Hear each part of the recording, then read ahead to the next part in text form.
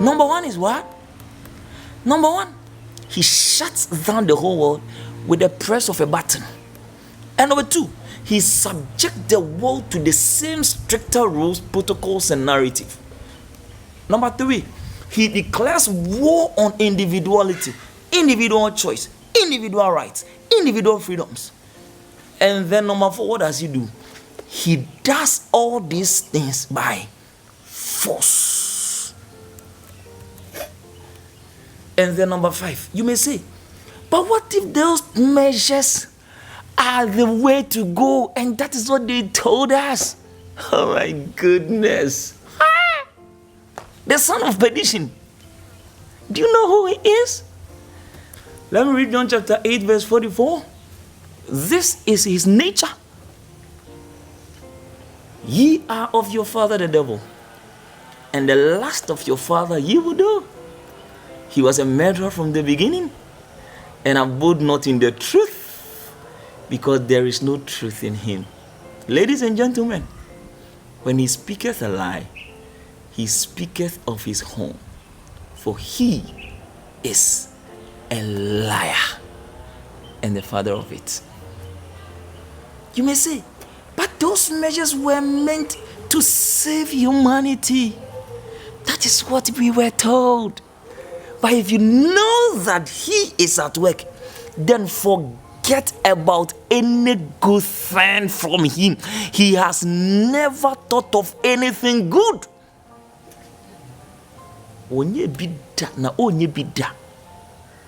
The Bible describes him as the murderer from the beginning. And we are going to see very soon what is going on in the world. And it's very, very sad. Very, very sad. What is his next tactic to show that he's alive? He resorts to lies and propaganda.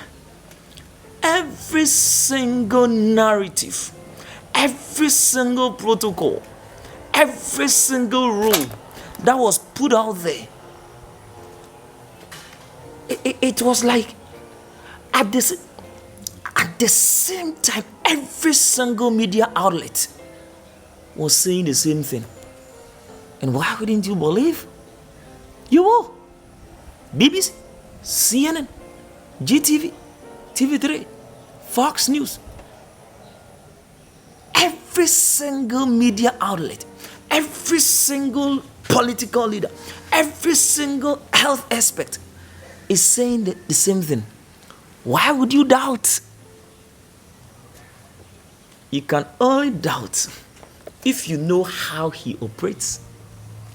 And that's so if you understand how this system operates, it has revealed itself during the Dark Ages, but humanity has forgotten. We are not interested in learning. We are not interested in researching. The former President Muhammad said it. We have short memories. Short memory. I love one author, one of my favorite speakers, Dr. B.P. He said, those who read are those who lead. But the lazy ones won't read. They don't reflect. They won't apply. Just follow on with the bandwagon. He resorts to lies and propaganda. Number one, shut the whole world down, lockdown. It was scientific, ladies and gentlemen. John Hopkins study refused the effectiveness of lockdown. Lockdowns had little or no impact on COVID-19 death. They knew from day one that lockdown wasn't going to work. But why did they do it? Because that is to tell you who is behind it. I'm an MD. I went to University of Chicago for medical school. I, for the past decade, have been full-time healthcare policy. In fact, I've worked on healthcare policy for about 20 years. That overlapped with a 25-year career as a clinical doctor, an academic medical scientist, and a professor at some of the best medical centers in the country. I've published over 100 peer-reviewed papers. I had received over 30 NIH and other grants. I've been a visiting professor at probably every top medical school in the country. I've given hundreds of invited lectures pre-COVID. And I was a professor and chief of a division of a department at Stanford University Medical School before I took the full-time position in healthcare policy at Hoover Institution, which is a public policy institute at Stanford University. So some of this background led you to become an advisor on the COVID response committee for the White House. Right. I was called up in July of 2020 by the personnel office in the White House, and they asked if I would be interested in at least speaking to the president. So, of course, I'm an American.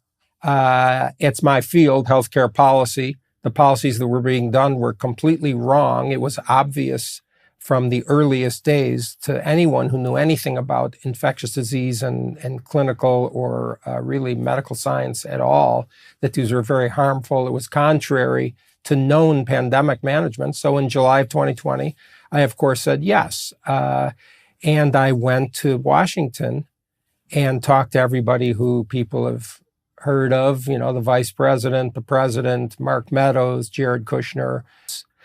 Secondly, the world was extremely, although I can't quantify this, but was obviously very influenced by the words of people like Anthony Fauci. The public health leaders in other countries, the public health leaders in all the states. It's interesting. Fauci says, well, quote, I never shut down schools, unquote. No, he literally didn't lock the door, but his advice was taken. So these people were very influential worldwide. And secondly, when we shut down in the United States, we interrupt all the supply chains of all things, including causing unemployment in other countries. So the impact of what the U.S. did is massive. Although your question does bring up a legitimate question is, therefore, it wasn't all political because the other countries did these lockdowns too. And I agree with that. It wasn't. It started out perhaps, at least in part, as political. But it would rapidly became an obsession. Lockdown, shut schools, deny all biology, disregard the actual data on this virus, and do things that were not only completely contrary to common sense and to the data, but the lockdowns themselves were a break with what standard pandemic management was. Standard pandemic management dated back to 2006 review paper from Henderson and colleagues, the person credited with eradicating smallpox, who wrote on viral respiratory infections that lockdowns do not work and lockdowns are extraordinarily harmful. That was known. The standard was not lockdowns. The lockdowners, implemented a reckless, pseudoscientific policy. I'm curious if you think the World Health Organization had anything to do with it, given that we're wondering why these lockdowns never worked. Our president in Ghana was praised. You see how they do it? Because he was able to impose these draconian authoritarian measures on us. And we keep praising him. He did what lockdowns rather caused the spread of the diseases, of the virus, of the variants. Lockdowns rather killed people. Oh my goodness. Everything they said was the other way around. But you believe it because it was being said by experts. Oh my goodness. They were just preparing us for the vaccines. They were not ready yet, so they needed to impose those lockdowns so that when they come, people will rush into it. Number 2, social distancing. Another lie. The man who engineered this whole thing is called Dr. Anthony Fauci in the United States. And just not long ago, he admitted unequivocally, he admitted, and I want to read to your hearing. Fauci admits social distancing was not based on science. Can you believe that?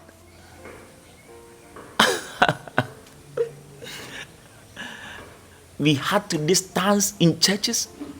We had to distance ourselves in vehicles. Wherever we had to go, and you can imagine the economic damage that it did to businesses. Can you imagine? And the world, if we are seeing beam since 2020, if we are seeing beam, it wasn't based on science. He said, sort of just appeared. A ban and everybody will comply. It's not so strange. This is what happened.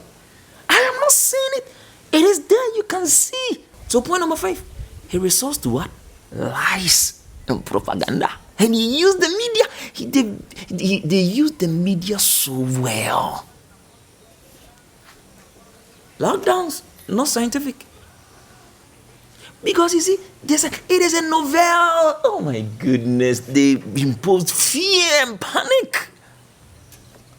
But this thing has happened before. This viral infection, this SARS, severe acute respiratory syndrome, it is not different from those that had happened before. You don't lock people down. No, they knew it, but they planned it to control people. Now, point number 3. Now, another lie. Lie number 3. The whole testing system. This is unbelievable. And I'm not going to say anything. Just watch the video. This is fresh news. June 2024. Some Germans were in Portugal.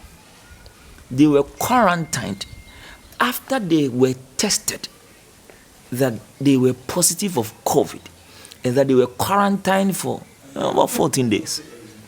Now they challenge that decision in court. And let's say the court ruling. The court rules that the PCR device, that device now, you're tested, you're positive, you're locking, you're quarantined for 14 days, wasting precious time. Ladies and gentlemen, it has 95% chance of being false, the result. 95%. Let's watch what happened in Portugal. A court in Portugal ruled that PCR COVID tests were unfit for purpose, meaning they were not a reliable or a legal means for restricting people's movement and freedoms. And yet Portugal did exactly that for over 2 years, and so did Europe. So Portuguese lawyer and political analyst Alexandre Guerreiro joins us to discuss this. So thank you so much. You and I were here in Portugal during the pandemic. We know that these were used as rule of law. Can you explain how this is now broken up by this case? Yes, so once again, it's a pleasure to join you here and to speak about all these issues. So the case was basically very simple. It was four tourists that were in Azores Islands, and they were forced to stay in quarantine and confined because one of them had or was diagnosed with COVID-19. It was several years ago. It was not in the beginning, but it was more or less 4 years ago. What happened next was that they filed a claim claiming that they needed to be released because they were being forced to stay in the hotel for an undetermined period because local authorities were forcing them to stay there due to one PCR test. What happened next was that the court recognized that there was no scientific reason to keep them confined and arrested because this is how they felt, arrested at home without coming to the streets or making their daily life in a normal way. And then there was an appeal, and what the appeals chamber decided was pretty curious because they quoted several studies demonstrating that the PCR tests could in 97% of the times come up with fake positive results.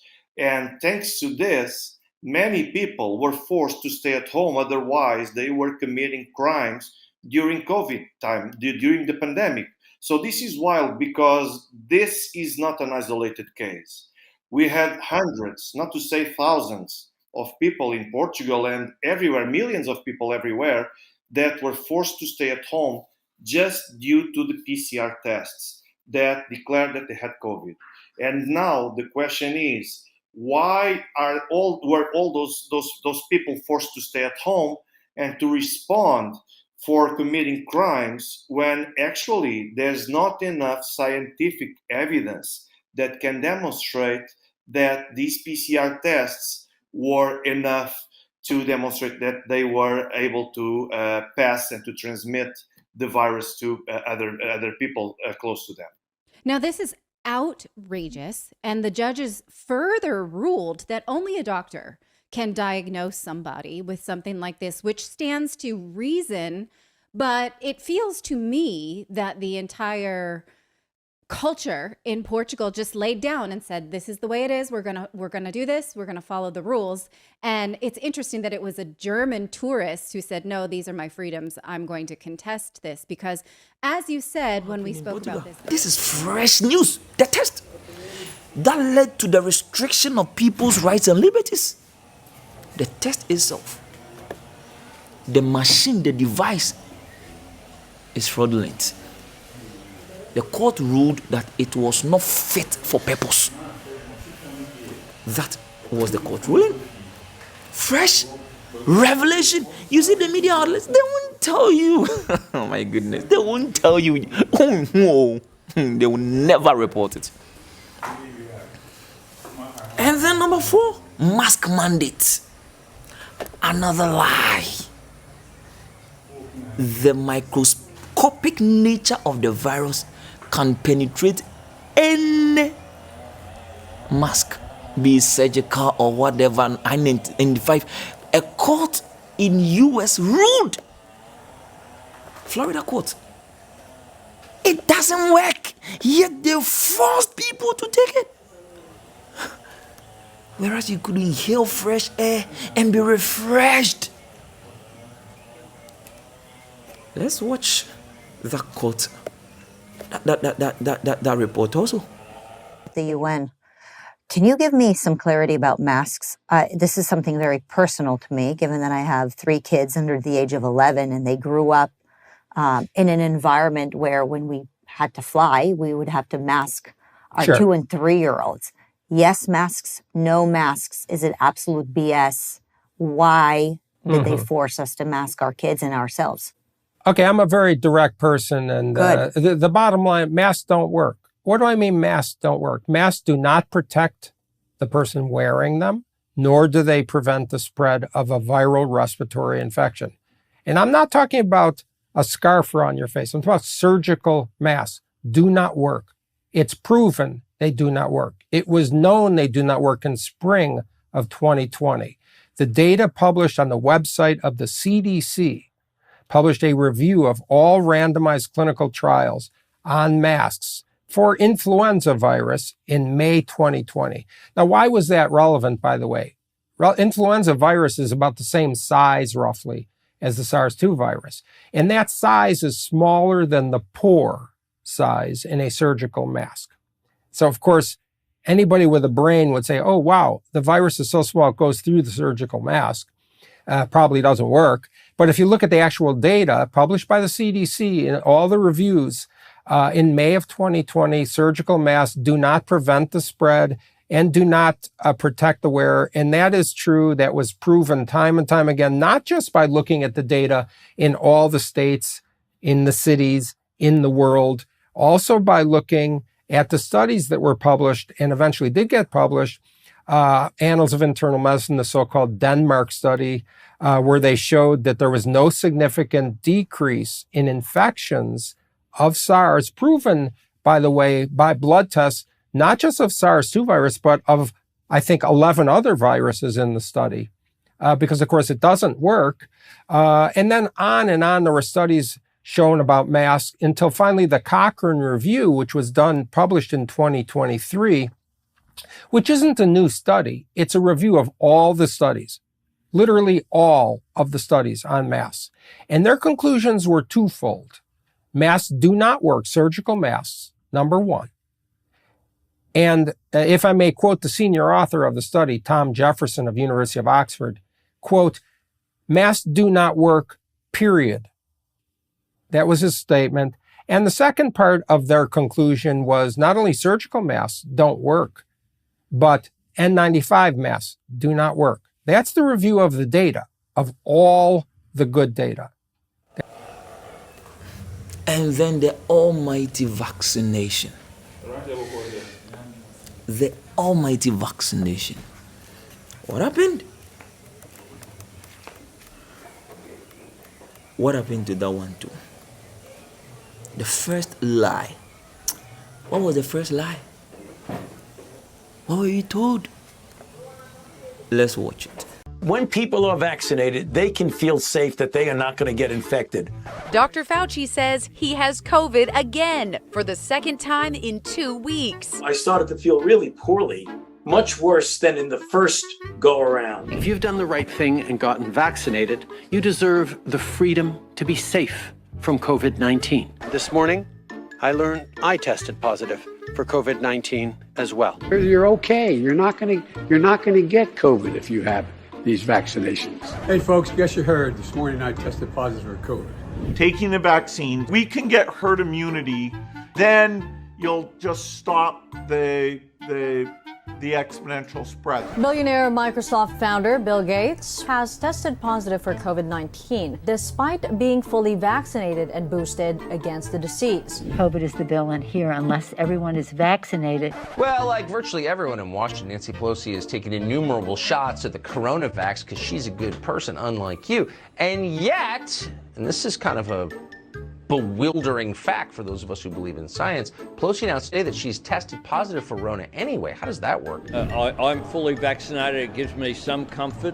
COVID has derailed opposition leader Anthony Albanese's campaign, something his Labor colleagues have called inevitable. What I didn't expect was to feel quite so overwhelmed. In fact, it's a little embarrassing. I shed a tear because I finally saw that we had something now in New Zealand that could keep everyone safe from COVID-19. New Zealand Prime Minister Jacinda Ardern has tested positive for COVID-19. I want to take this opportunity to remind Canadians to please get vaccinated. The most important thing is that you get vaccinated, and not just for yourself, but for people around you. And I believe that I'm an example of why it's important to get vaccinated and boosted. Get vaccinated. You take it, be prepared, be relaxed. It prevents transmission. You can't transmit it. Ladies and gentlemen, that one too was a lie. And it happened at the European Union Court. The Pfizer themselves admitted when they were pushed that it does not prevent transmission. And then the US people just confirmed it. That the pandemic was no longer the pandemic of the unvaccinated, but rather it was the pandemic of the vaccinated.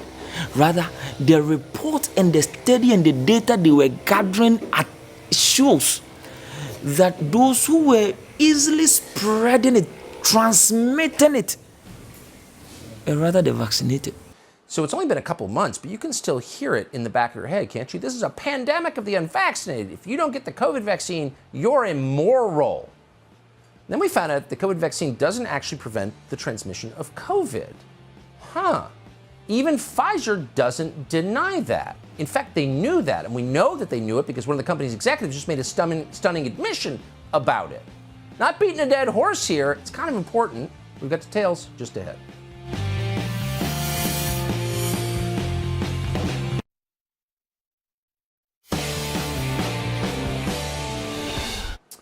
Well, even the zombies in Brookline aren't defending Tony Fauci anymore. He's been unmasked as the sinister buffoon he is. But it wasn't that long ago he was in charge of everything. And when he was in charge of everything, he told us repeatedly that if you get the COVID vaccine, you're not going to get COVID, period. We know that. And we're quoting, "You become a dead end for the virus," said Tony Fauci. And so widely accepted was that statement that Twitter banned anyone who disagreed with it or even questioned it as part of its COVID misinformation policy.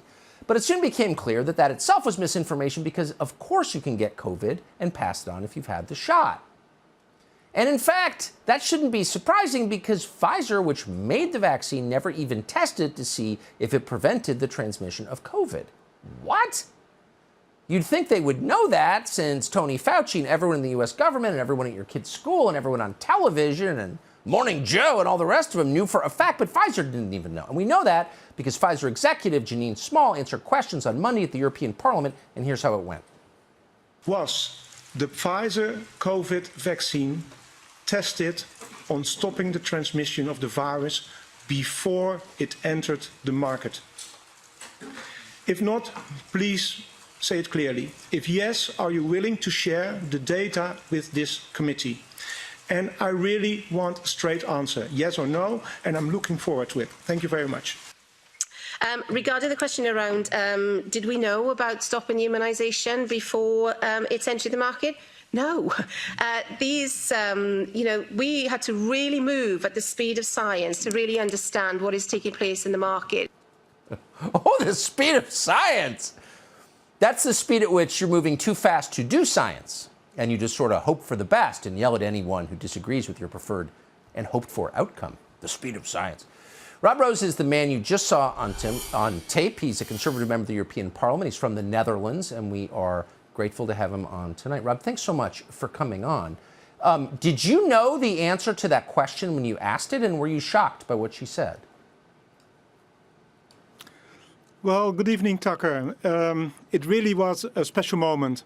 For the first time, Pfizer admitted that the vaccine was not tested on stopping the transmission of the virus when it entered the market. And this has massive implications. Governments pushed millions of people worldwide to get vaccinated by telling them, telling you to do it for your grandmother. And they tricked perfectly healthy young people into taking this jab using false arguments.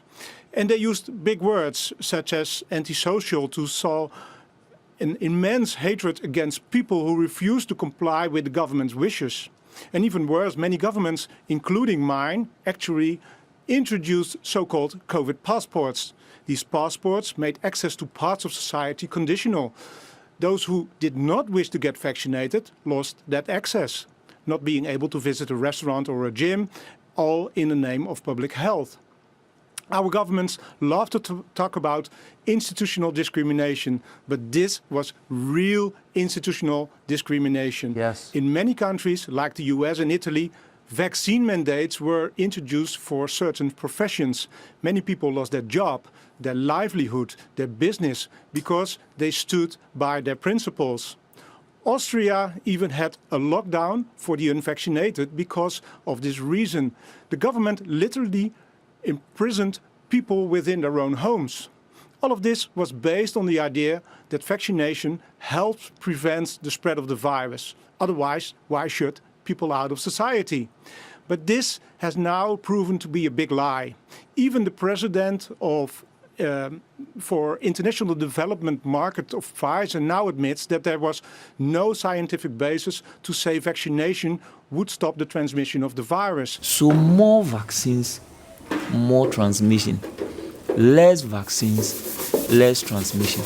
Can you believe that? So the more they were imposing and forcing people to take the jab, take the jab, take the jab, the more you become susceptible to transmitting it. So what was it doing to your body? Think about it. Think about it. So that was the next lie.